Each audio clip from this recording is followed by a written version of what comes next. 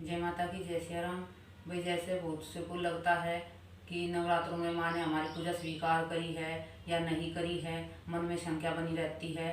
पहली बात तो ये है कि मन में शंका नहीं करनी। जो कुछ भी तुमने किया है पॉजिटिव सोचना है, नेगेटिव नहीं सोचना है। और फिर भी बता देते हैं, जैसे कि तुम्हें लगता है कि माँ हमारे पूजा से प्रसन्न है, खुश है, तो तुम्हें संकेत मिलेंगे।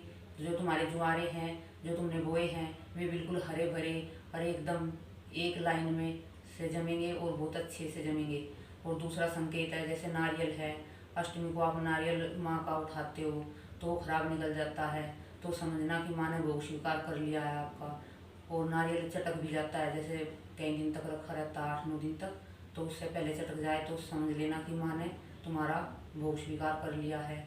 और जैसे कि तुम पूजा कर रहे हो सुबह शाम, तो तुम पूजा में बैठे हो और माँ के सामने तुमने पुष्प चढ़ा रखा है, तो जैसे तुम बैठे हो वहाँ पे वो पुष्प आके गिर जाए तुम्हारे सामने, तो समझ लेना माँ आपकी पूजा से खुश है। और जैसे भी तुम्हारी जोत है, 9 दिन की अखंड जोत चली हुई है, वो बीच में उसमें कोई भी घन नहीं आया, शांत नहीं हुई है, जैसे चलाई थी ऐसे ही चल रही है, तो ये भी संकेत माँ के खुश होने के हैं। और वैसे तो माँ कभी बच्चों से नाराज़ होती नहीं है। जो ये सब चीज़ें होती हैं ना, तो ये होती हैं जैसे घर में नेगेटिविटी होती है, वे जोत को माँ की को खंडित कर जाती हैं।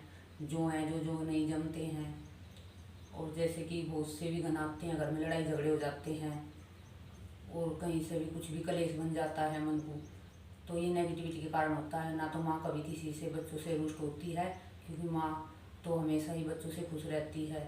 पूत भले कपूत हो जाए, माँ कभी कुमाता नहीं होती है।